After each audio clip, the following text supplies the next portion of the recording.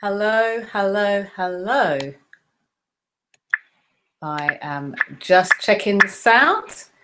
Interesting time for my internet just to drop out as we are about to go live and broadcast. So hello, I'm Jenny Kovacs and thank you so much for joining me.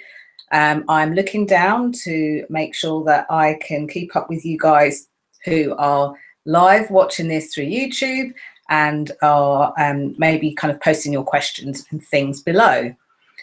So where in the world are you? Who's watching? Where are you? Just say your name if you want to and whereabouts. Are you in the UK? I presume that many of you are for this one because it is a lunch and learn.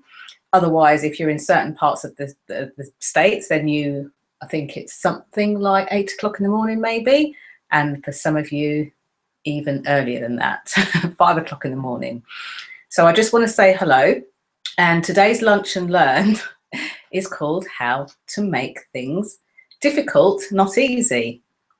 So while you all type in and let me know where you're at in the world, I am just going to close a few of my windows down. And we're going to get started. So highly recommend, if you have it, pen and paper. On this one, there are lots of really juicy, lots of really juicy nuggets, I guess, to take away.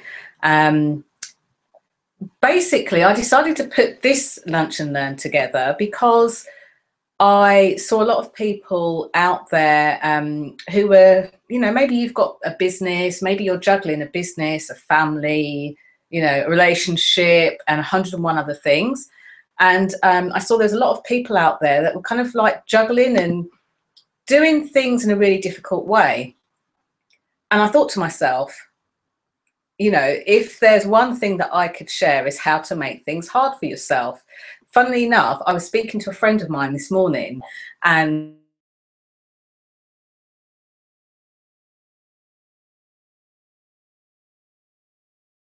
it is, or here's how easy it is to make things harder than they need to be.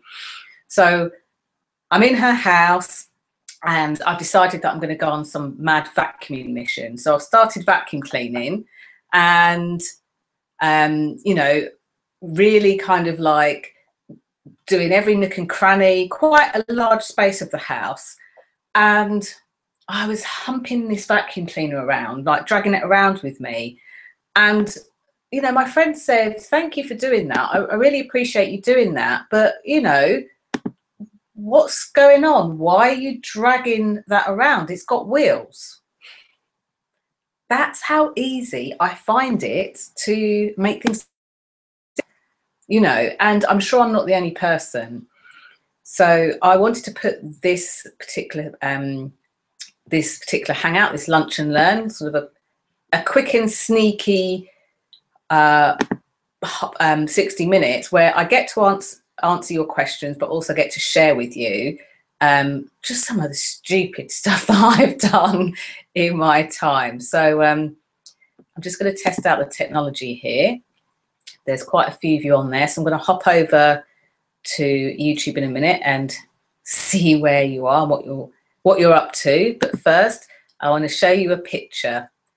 And it's funny because this is how long I've been making things more difficult than they need to be in my life. On my first birthday, I obviously got a present. Now, I have to be honest in saying that I don't remember this far back. It's over 4 decades ago, let's just say. I got a present for my first birthday. And guess what? I even made it easy for myself to not play with a present and play with a wrapper. I'm going to show you. So forgive me, I was born in the 70s. Here I am. But you know what?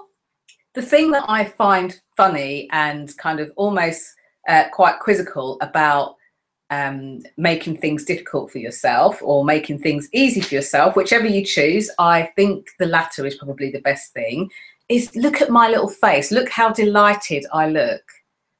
So even though the world is telling you that you're doing it the wrong way, the long way, or the difficult way, what this session really is about you being able to listen in and kind of connecting with your intuition, if you like, your gut feeling, what feels good for you. Just because your friends, family, coaches, mentors, football team, you know, neighbours, whoever you're influenced by, just because they tell you it's not good or it's not right doesn't make it so.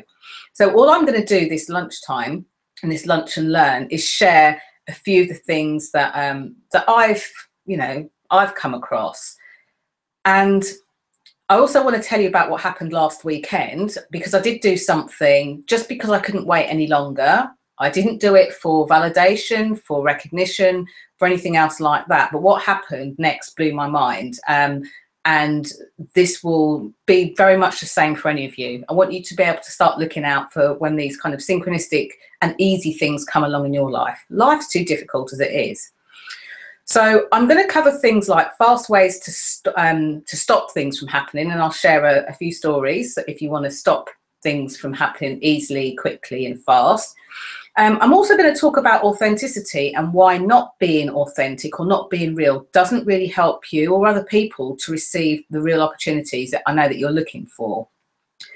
And I also kind of want to blow out of the water this myth about what fast, easy and affordable actually looks like and what it doesn't look like, because there's a lot of fast and easy and all of that used in a lot of branding these days, a lot of people's marketing. And I think that if I'm going to share with you what I found fast and easy, I'm also going to share with you what I haven't found fast and easy, you know, what I've found difficult, how I've not made things easy for myself, so you can get some balance. But more than anything, because we've all come together, it's like we've all brought ourselves together in a little huddle, a little bundle. So by doing that, we've now evoked, if you like, the power of putting, you know, the expression, two heads are better than one. Well, now we've all come together. We've got like all of these heads together that are better than none. And that's for you, whether you're watching this live or even sort of like watching the recording on the replay. So thank you so much for coming. And yeah, let's crack on. Let's crack on. There is a 30-second delay, so or 30 to 60-second delay. So I'm just going to hop on. And every time I do this, when I hop on to see what you guys are up to on YouTube, guess what happens? I get myself in stereo. So if you hear me kind of repeating myself, it's because I'm trying to do all of this. So let's just have a quick look and see. So yeah, I'm being nosy as always, just wanting to know whereabouts in the country you are or the world you are. And last time I asked you what you were having for lunch and it made me feel quite hungry. There was a fishy thing going on, if I remember rightly. Lots of salmon and someone's having a fish finger sandwich. So let's just see if I can quickly load you all up. Sounds a bit dodgy, doesn't it? Because I really want to know. So I'm having to do this a long way round.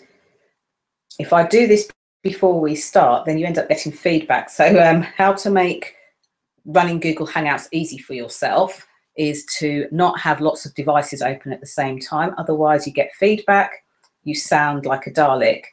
And first up, I can see through the Facebook group, the Global Winning Women group. Hello. I can see that we've got Lynn. She's watching from her garden office in Sussex. That sounds amazing, Lynn. So hello to you. I'm just going to go on to YouTube.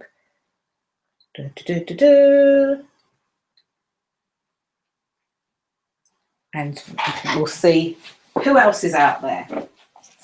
So a couple of little kind of announcements and things just to let you know about. I know a lot of you have joined from the Global Winning Women community. So if you have, thank you and hello. If you have, remember that there's a really great event being held. If you're looking at kind of running workshops and things like that, our very own Alison Marlowe had her interview yesterday, but I'm sure if you haven't logged on to receive the interviews that are going on a daily basis, only for a few more days now, if you log on now, hopefully you'll be able to get the replay and any juicy nuggets, you'll be able to get involved on that. So let's see what comments we have. So yes, in West Sussex, had lunch. Oh, the question is, what did you have for lunch, my lovely? Because you know I'm nosy. You know that I have to find out these things. Okay. Other announcements and things to let you know about. I'm currently reading a book at the moment, and it's quite out there by a lady called Edwene Gaines. And I know for many of you that have heard me speak all over the place, I often talk about this book called The Four Spiritual Laws of Prosperity. So if you're not into kind of spirituality and stuff like that, that's okay. I found it a really great book, and this is my kind of like, well, I say my second read, although I've dipped in and out of it in between the first cover to cover read. I've just found some really juicy nuggets in there. And there are a couple of different exercises that she talks about doing. Now, if anyone else has got this book or wants to go out and get the book, many of my clients, they just get it as a gift anyway. If you want to, from next Monday, start going through the book, it's got 4 concepts that are really, I found, quite life-changing. If that's your thing and you want to kind of go through it, me and a friend have started going through and just looking at some of the concepts in there and some of the little exercises, which include things like very clear goal setting and all that kind of stuff. If you're interested in joining in and you are from the Global Winning Women community, underneath the lunch and learn, can you post, yes, please, include me. And what I'll do is I'll send round like a round robin email. So I will need your email address to do that. I'll send round a round robin email every day so that we can kind of do this journey together, because I love doing that kind of stuff as well. So if that interests you, then let's do it. And I'll post a picture of the book cover and everything else in there in case you haven't got it. And then finally, I release a lot of, quick videos, sometimes 2, 3, 4 minutes long, lots of tips around visibility, because visibility is my thing, helping you get out there so that the people that you love working with can find you, or if you're working for a company, so that you can be visible and sell yourself, sell your company's products, sell yourself, and you might even get a promotion out of it. So if that's your thing and you want to receive the free visibility tips, I'm talking too fast now, I haven't got my teeth in. If that's you and that's something you're interested in, just subscribe to this YouTube channel that you're on now. And every time a new video comes up, a new training or anything else like that, it will let you know there's a video there and you can just watch it at any time that's convenient for you. Of course, I love it when you watch live because I can chatter to you and I'm a chatterbox. But yeah, that's available to you as well. So I'm just going to make sure. So we've got Natalia. Natalia is in London. Yay! So hi. Oh, sorry, Natalia. I've just been distracted. I've seen baked potato with a sausage. Oh my gosh.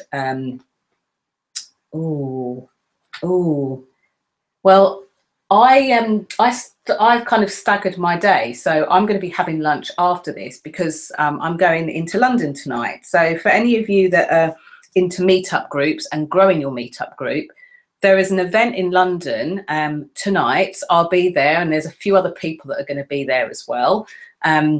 If you want to know more about that, I'll put something in underneath this, or just kind of let me know and I'll let you know about it. But yeah, I'm going to be going to that tonight. So I've started my day later, had a massive breakfast, and I actually still feel full. Anywho, let's get into these ways to make our lives either more difficult or, if you prefer, more easy. So now you're probably sick and tired of seeing the picture of me, the 70s picture of me on my orange couch when I was 1 on my first birthday, excitedly playing with the wrapper because that's what I wanted to do. So I'm just going to stop sharing the screen. You won't get this kaleidoscope anymore, and you'll get my face. And what I'm going to attempt to do, which is a bit of a stupid thing to do, but I'm going to do it anyway, is, oh,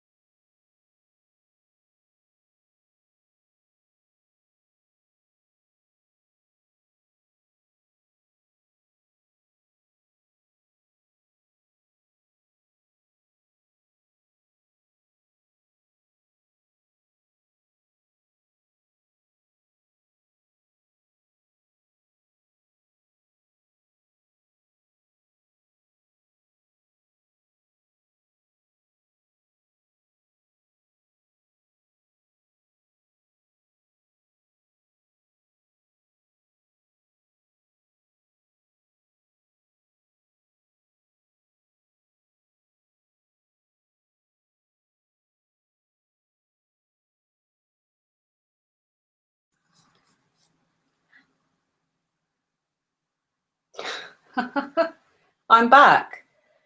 Yeah, it happens. See, I even made it easy for me to disappear from my own webinar. It seems that my computer went to sleep, which is possibly a sign that we should crack on with some of these juicy nuggets that I'm going to share. So I just want to give this some context. I have done things in my life really well. Don't get me wrong. I jest a little bit when I talk about getting things wrong and not doing things in the way in which we can in life. And I'm just going to make sure.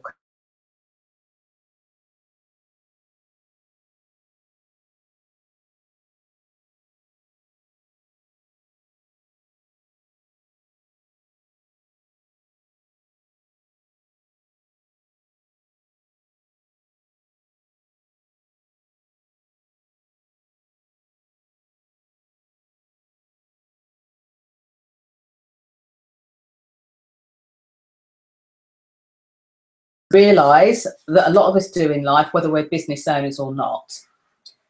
When we really want to get something, to achieve something, there's something that we need to do. And this is one of the first pieces that they cover in their book. It says, quit trying harder, or as we do in the UK, stop trying harder. So if you're looking to make a quantum leap in your life or your business, quantum leaps cannot be achieved through incremental steps or through more of the same. You've got to shift gears. You've got to go for it. So if you want to really go for it, here's a little lesson about a fly. And I'm going to just make sure that I've got it. This is something that I'm sure many of us do. And even if you've heard this before, just kind of listen to it, absorb it, and just go back into the whole, how could I apply this in my life? Okay, this is a true story. There's a small fly burning out the last of its short life's energies in a futile attempt to fly through the glass of the window pane. The whining of the wings tell the poignant story of the fly's strategy, and that strategy is try harder. Internet, just to... Okay. Where in the world are you? Okay. So try harder sometimes doesn't work. The frenzied effort offers no hope for survival, and ironically, the struggle is part of the trap. It's impossible for the fly to try hard enough to succeed at breaking through the glass, but nevertheless, this little insect has staked its life on reaching its goal through the raw effort and determination, but this fly is doomed because it's going to die there on the windowsill.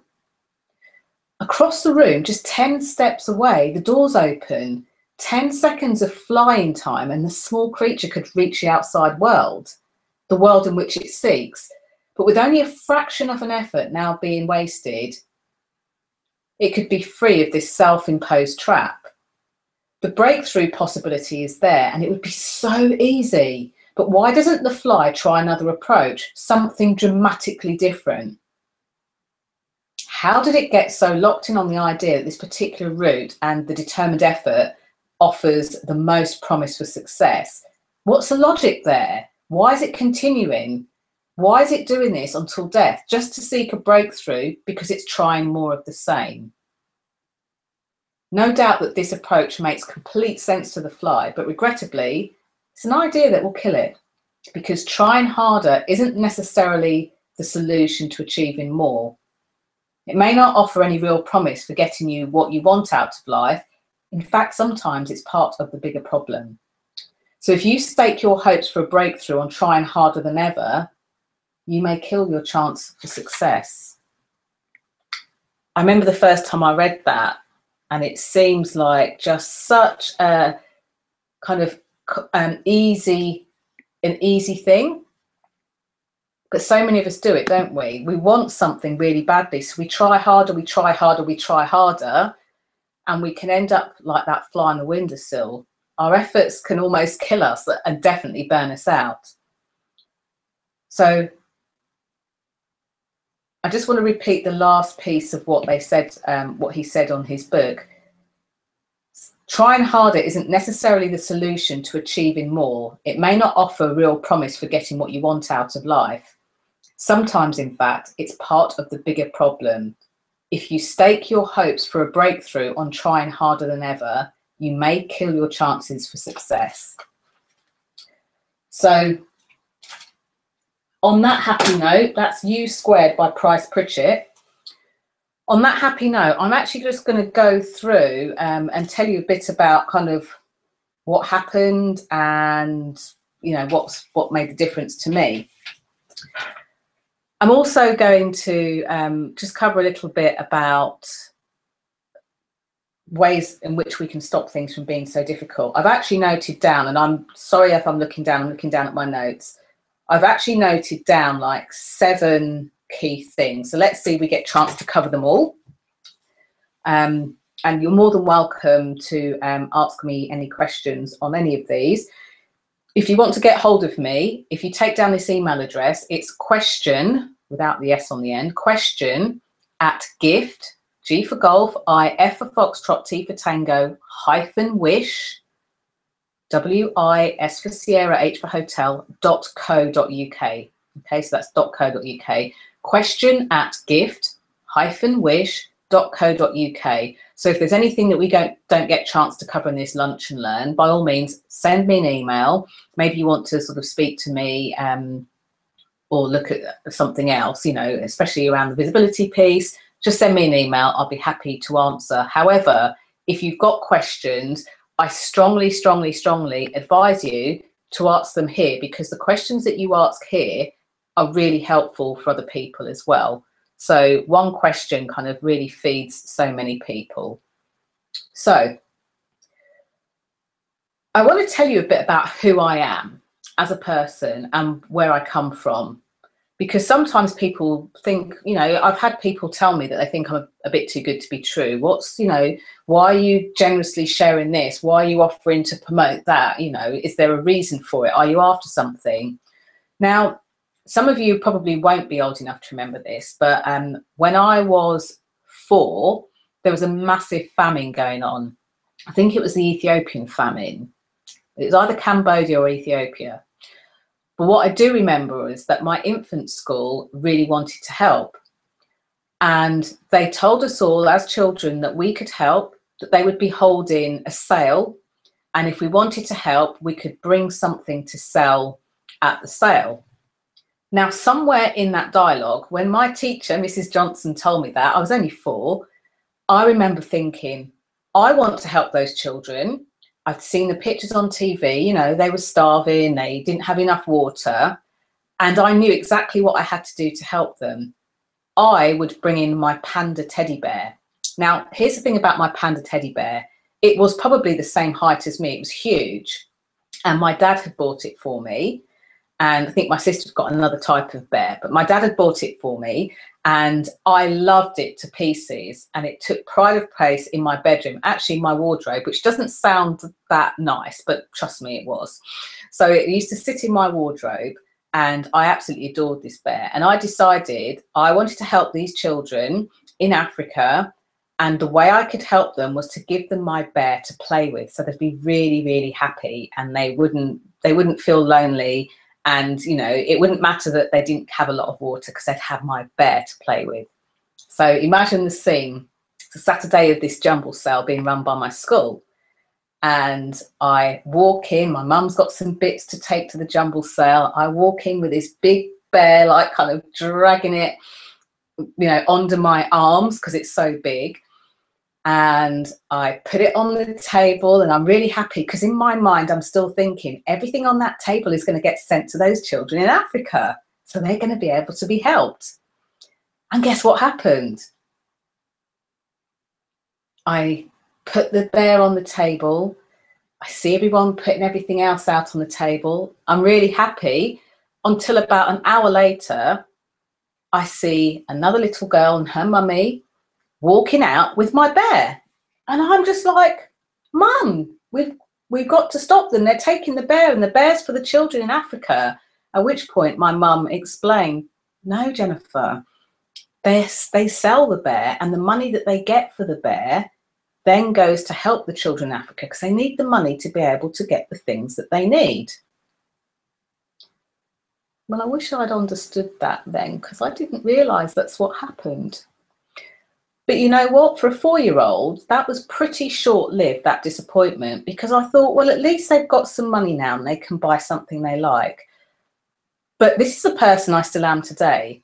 I was more disappointed because those children wouldn't have my bear to play with, and I wanted them to be able to have as much fun and enjoyment out of that bear that I'd got.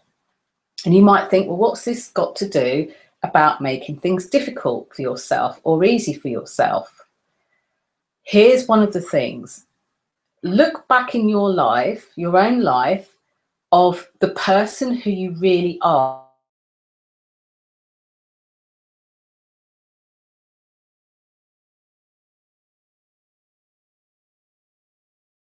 Other husband, maybe it's the work that you've been doing, and that work has stopped you from being able to be all that you can be.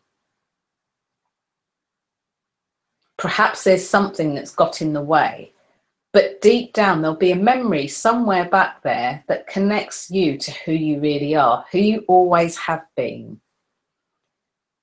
And I think it's really important to find that memory. Because when you find that memory and you know who you are, life can start to become a lot more easier. Let me explain how. I'm going to talk about what I did last week that wasn't planned or wasn't contrived. I did it because I had to do it and got the most phenomenal results. So let me just switch this off for a second. Okay. So for people that know me, they know it's no secret that I am single and have been for a couple of years now, and that I was trying the internet dating world. And, you know, not to knock the internet dating world, it works for a lot of people, and many people that I know have met their partners and ended up sort of I'm of somebody who did exactly that. One of the things I began to find a little bit frustrating was trying to, you know, go out and meet these people, these men on, you know, and their profile pictures were very different to how they actually looked when I met them.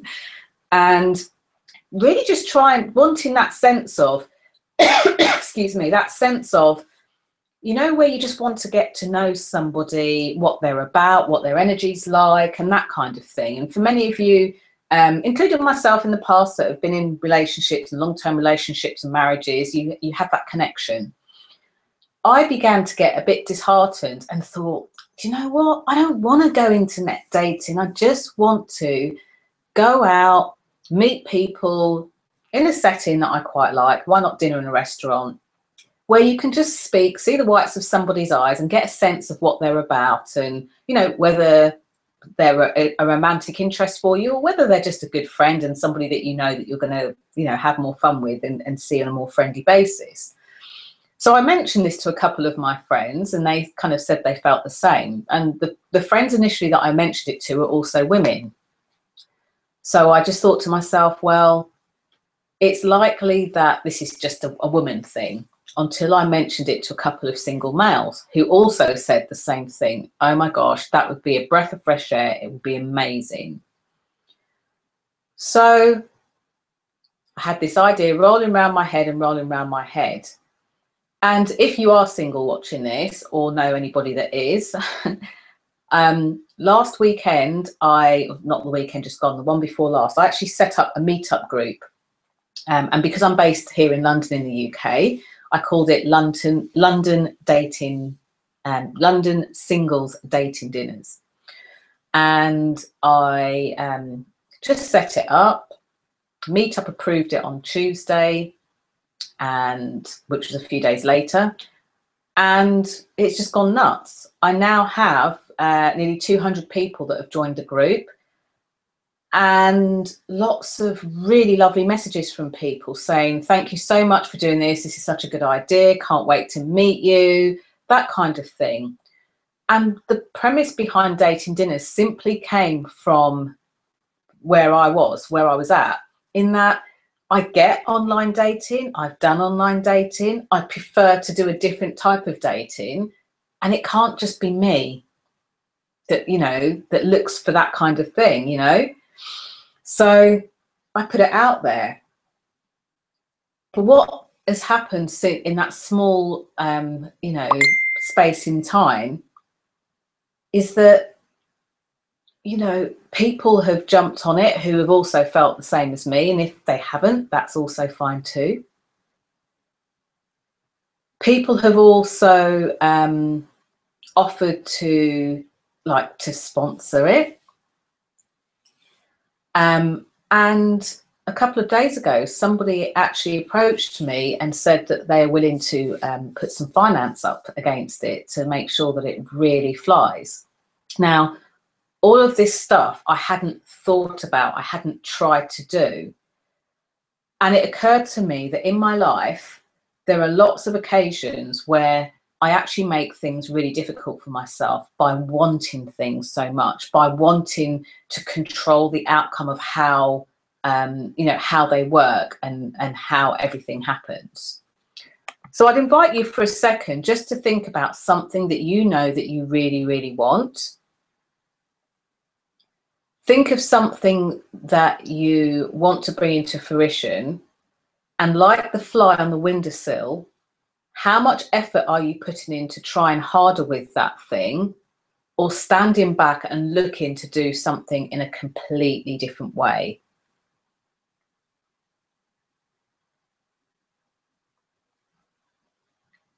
Who else is doing that?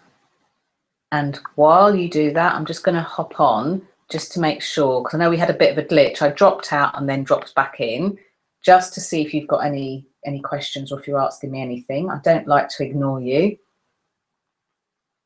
So, okay, perfect, lovely.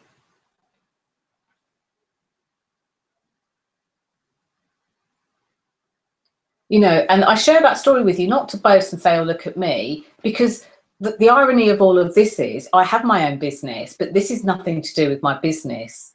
So think about some of the things. Sorry, I'm having people messaging me left, right and centre. So if you can hear the pinging, we'll just ignore it for now.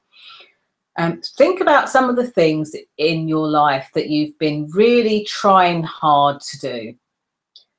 What would happen if you just took a deep breath, felt the heels of your feet in your shoes and on the ground, lifted your shoulders up high and approached it in a different way?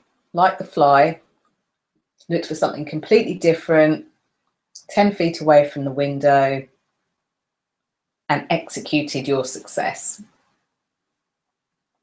More importantly, what is that thing? What's the one smallest thing that will make the biggest difference?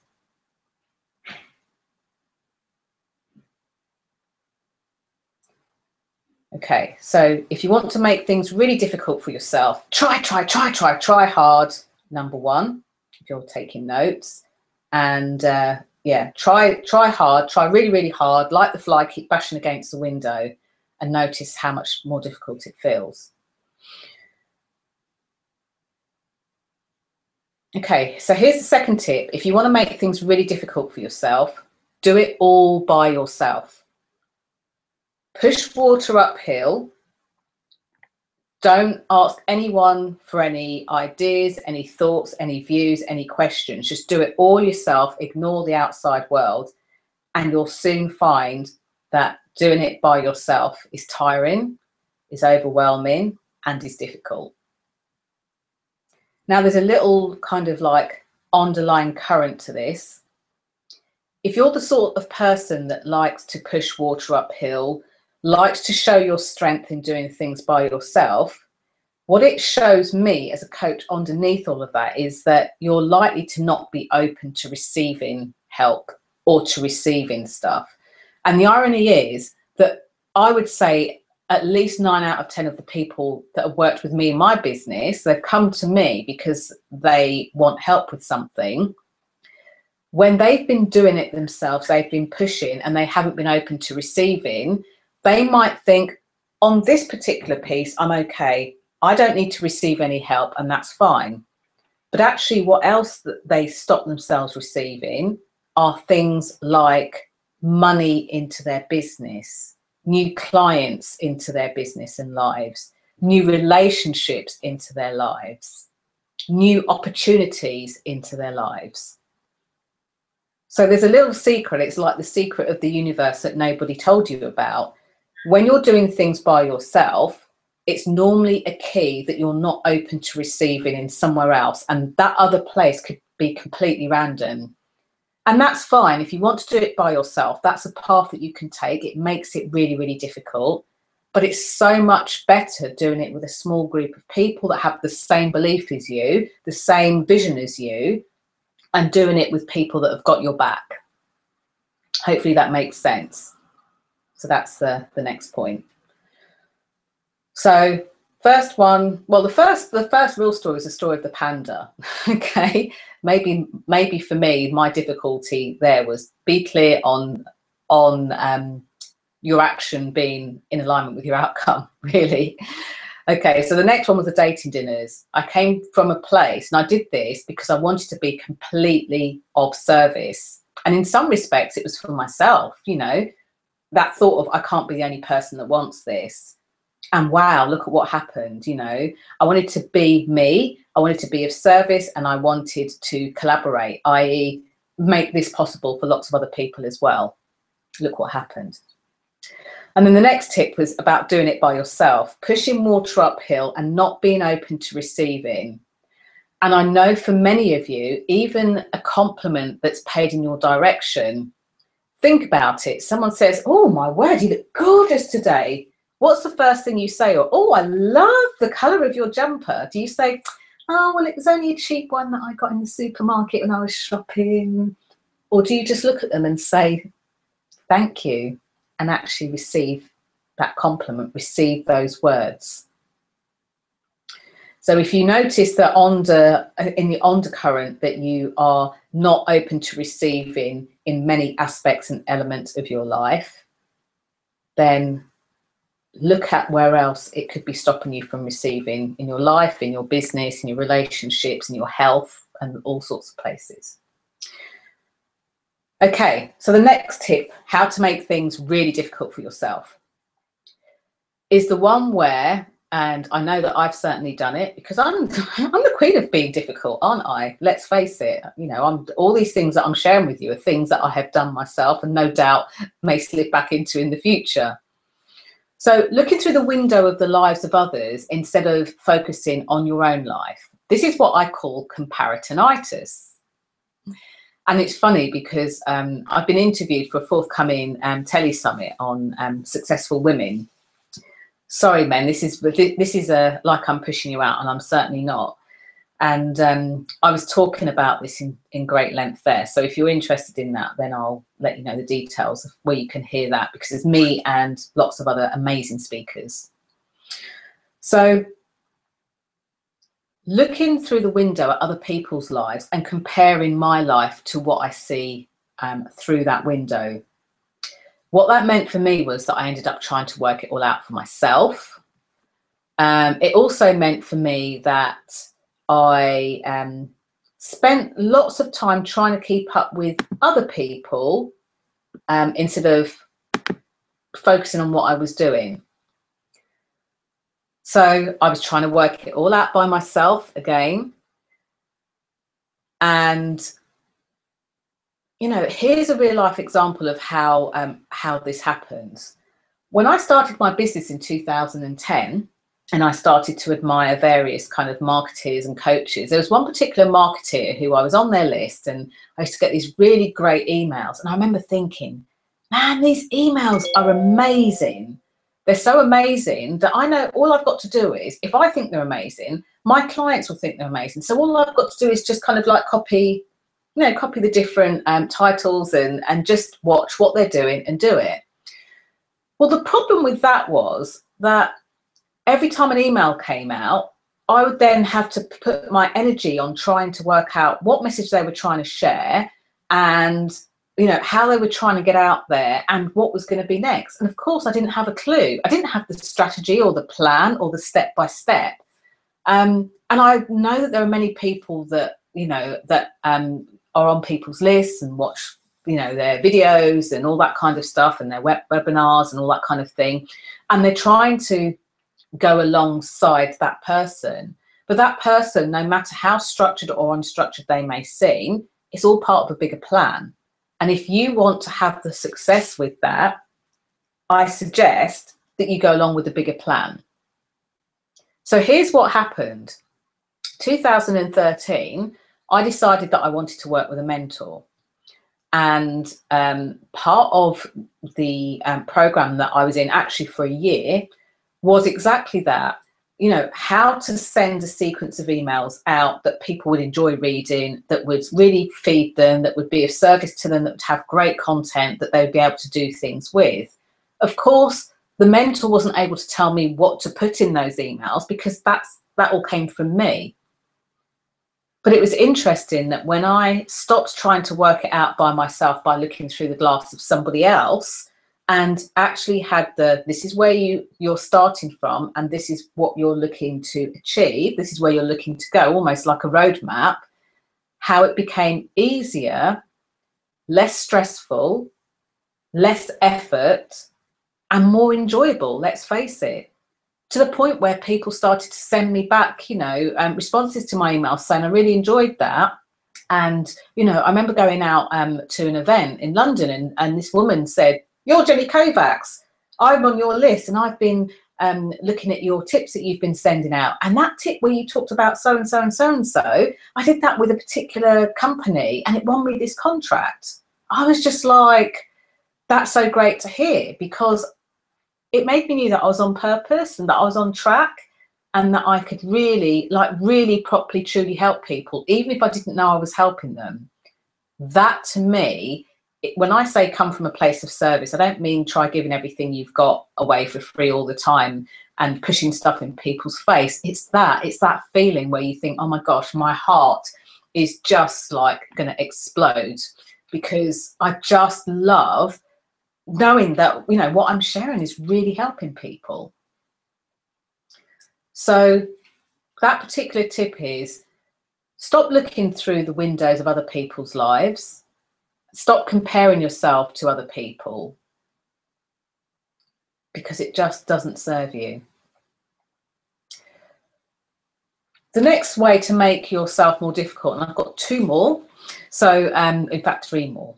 So the next way to make things more difficult for yourself is by making stuff bigger or smaller than they are, or grading I call them our modern circles. So how some people say, oh, I really want to find 1 pence on the street the next time I go out. That's a small thing, so that should be easy. Lo and behold, they go out, they find a penny, and they're like, yeah, it's easy. Now I want to buy a big house or a new car, or I want to start a family, and that's a big, serious one, or I've got a health issue.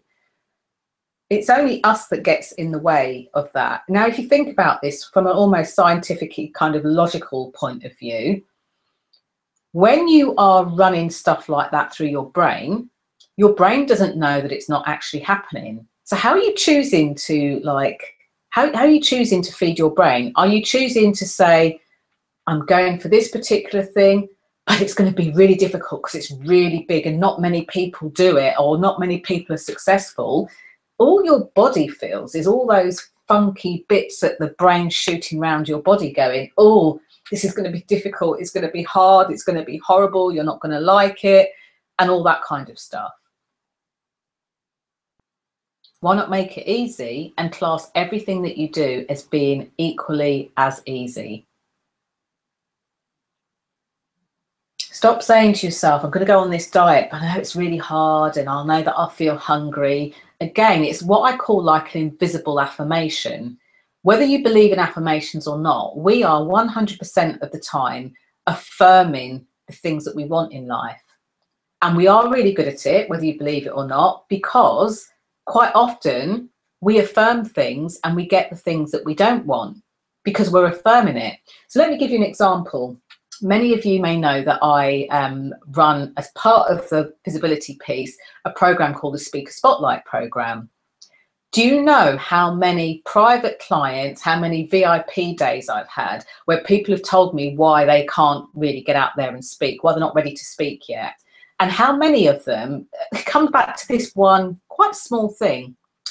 Well, Jenny, every time I stand up in public, my neck flushes and I go red. And they spend like quite a lot of time and detail telling me about how awkward it is and how they feel and how they're not going to like it and how last time they did it, it went wrong, how they went really red and how everyone looked at them and how it made them feel embarrassed. Think about it, right? If you're putting all of that energy into that thing and how it didn't work and doesn't work for you, is there any wonder that those silent affirmations stacked one on top of the other? I go red, I feel uncomfortable, I get embarrassed, I go awkward, they don't like me, they don't want me, they don't want to buy anything from me, they don't want to know that I exist. They're all like invisible affirmations. So whether you believe in them or not, you're really good at getting what you want. Maybe just have a look at the things that you do want and how they're coming in. Don't grade things. Don't say, oh gosh, it must be far worse for him to have lost his job because he was a high-flying executive, whereas, oh, that woman, well, she was only doing part-time cleaning jobs wherever she could. That's us putting almost like a judgment and creating a story behind something being more or less important, stuff being bigger or smaller.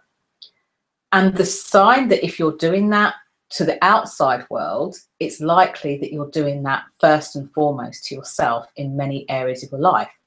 So if you've got any questions about anything I've said so far, please type them in the box. I'll refresh the page. And in the meantime, I want you to just to have a think about your life, whether it's your business or your personal life, your relationships, your diet, your health, anything, where you could accidentally be making silent affirmations. Now, quite often we're so good at doing this that we completely bury the fact that we do it, and we're like, oh no, I don't do it. So I'm going to prescribe, Dr. Kovacs here, I'm going to prescribe you the pill of noticing. Just starting to notice from this moment onwards, as you go through your life, as you do things within your business or your life, where are you silently affirming stuff that you don't want? Where are you silently beating yourself up? Notice your internal dialogue. Oh, well, I can't possibly go out now because it's looking really grey and it'll rain and my hair will go really frizzy. And oh my gosh, you should see how ugly I look when I've got frizzy hair. There's one. Easy peasy Japanesey. So just make a note of anywhere where you think that you are silently affirming stuff that you don't want. Also known as worry. You know, when you sit there and worry and you think, no, I'm thinking through so that I can be prepared for if this thing happens. You're actually silently affirming the stuff that you don't want. Silently stop.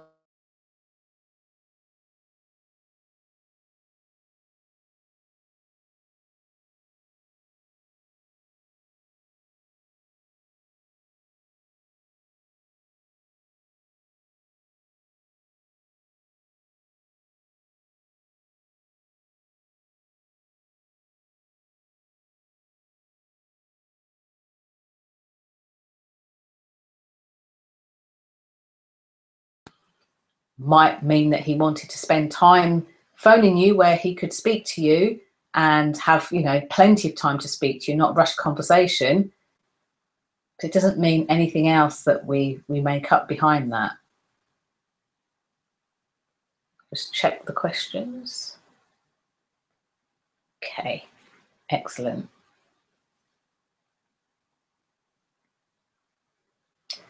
Okay.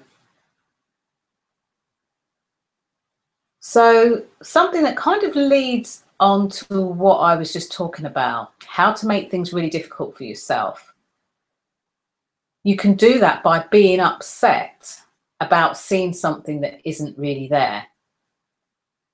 I'm going to say that again.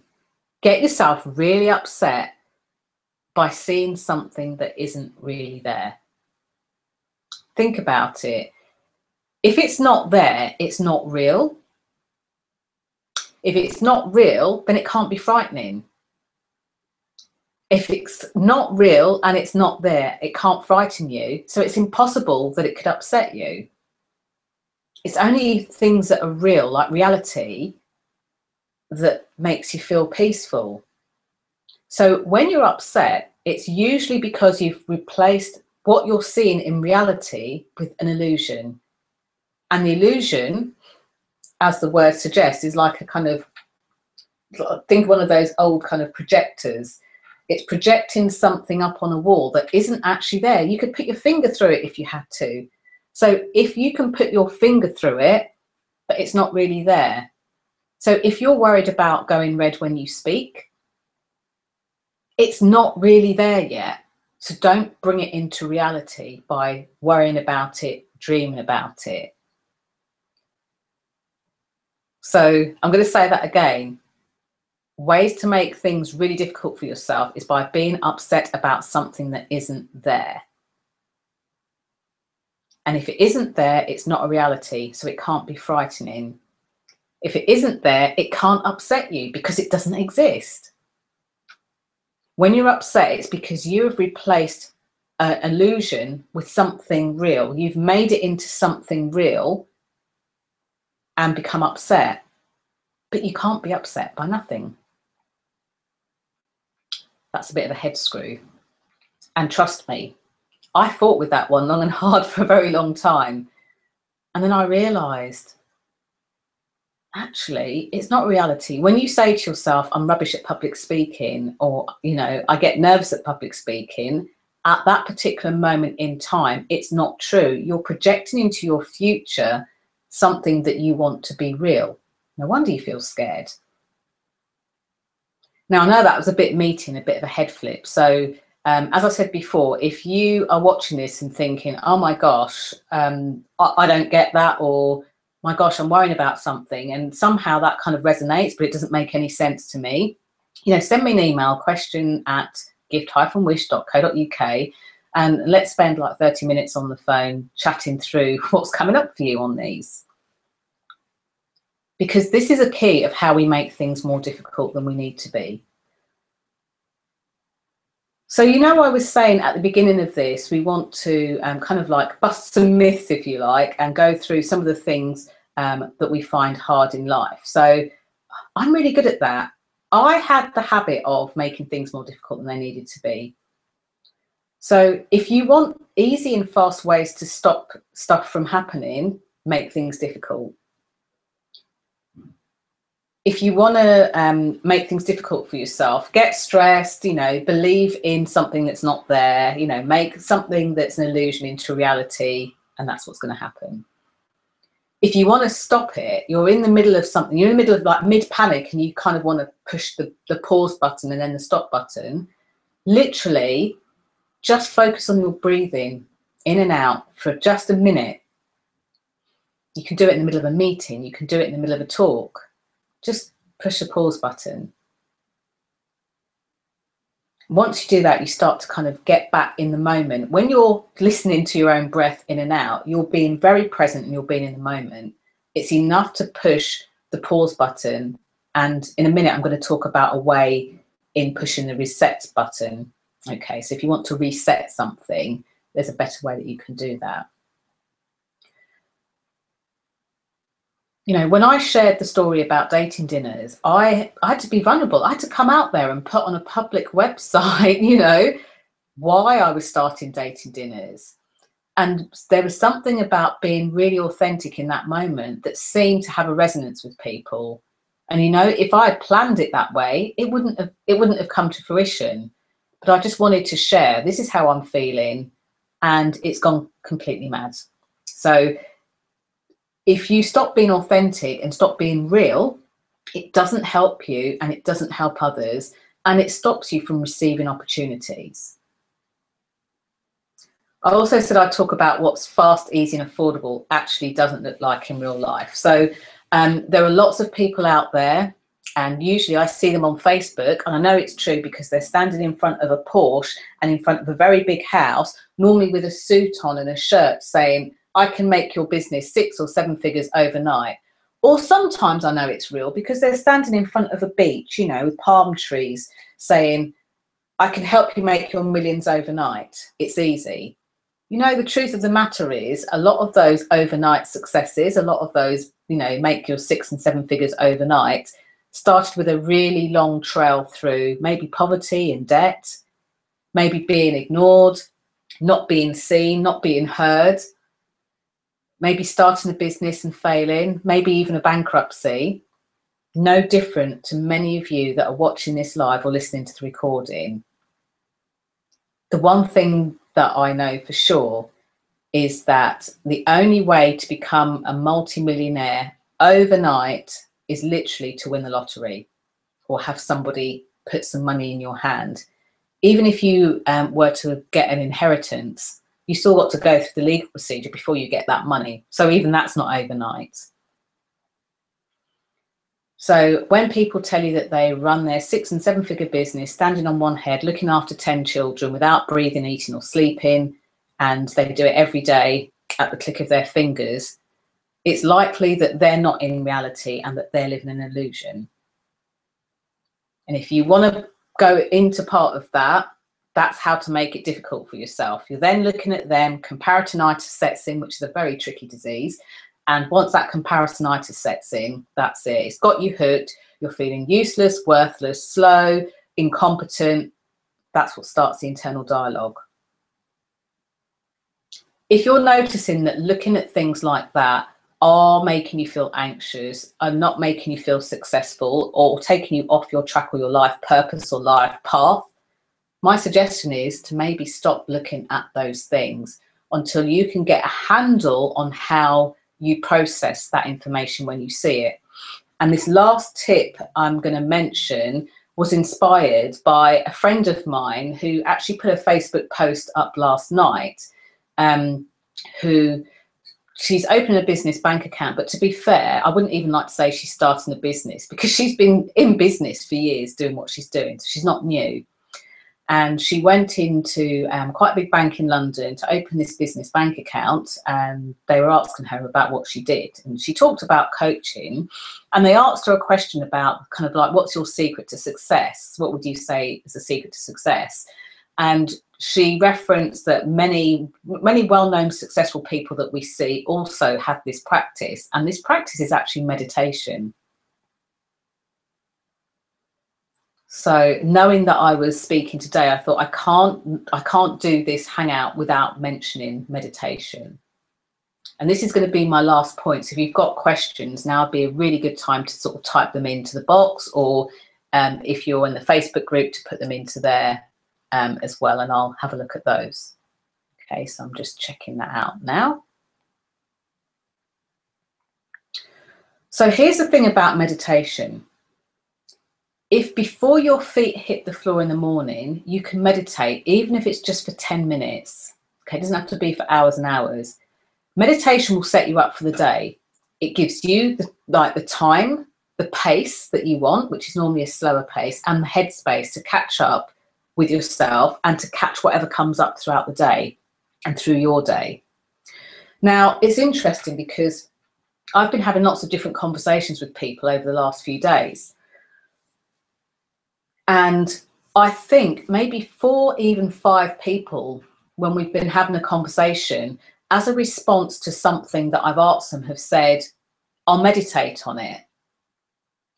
Now, if you're meditating as a practice every day, even if it's just for 5 minutes, even if you can't quieten your mind, which is another myth and a subject for another lunch and learn, if you're starting your day with that meditation and that practice, what tends to happen is that anything that then comes your way, it's almost like you've already gone into that time, that this pace of life and the headspace. So as your day goes on and as these things come up, it's almost like you're able to access that place again.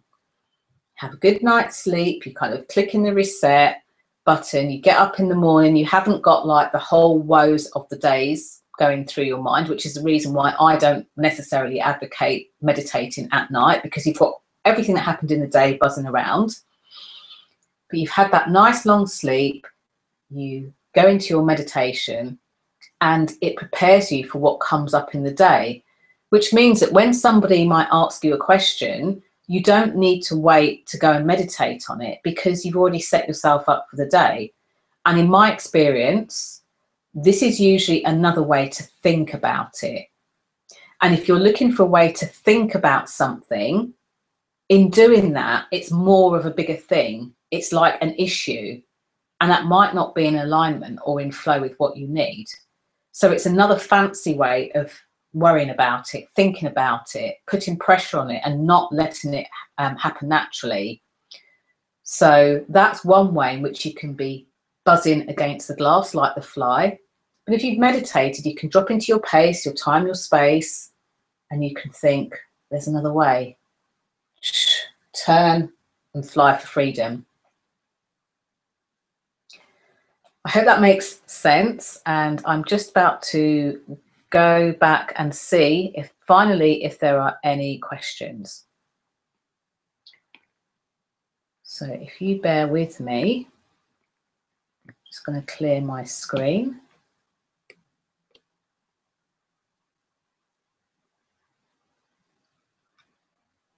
If you've got questions about this or anything else that you've seen on my videos, please let me know. Please email question@gift-wish.co.uk. Other than that, I want you to have a beautiful day, and I want to remind you of the story of the fly, the true story. Trying harder isn't necessarily the solution to achieving more. It may not offer any real promise for getting what you want out of life. Sometimes, in fact, it's a big part of the problem. If you stake your hopes for a breakthrough on trying harder than ever, you may kill your chances for success. Don't kill your chances for success. Try just some of these ways to make things a little bit less difficult in your life, and let me know how you get on. You can contact me on social media. I'm on Twitter @GiftWishLTD, Jenny Kovacs. You can hit me up on Facebook. I've got 2 pages. I've got Jenny, the Queen of Being Seen, which is mostly about visibility. And I've also got Jenny Kovacs, speaker, coach and trainer. And that's about anything in your life and success. So maybe post a picture, post a question, tag me in it, and let me know if there's anything that I can help you with. And also let me know what you're starting to notice is happening by really being who you are and authentic out there in the world, by being of service, by not doing it by yourself anymore, asking for help and looking around for help, by making the bigger stuff and smaller stuff all the same, by not getting upset over what isn't really there. And let me know how you can deepen your meditation practice, whether you're meditating already and just want to kind of go deeper, or whether you're just at the start of it. Thank you so much for joining me on this Lunch and Learn, and I look forward to seeing you out in the flesh or online sometime. Take care for now. Bye.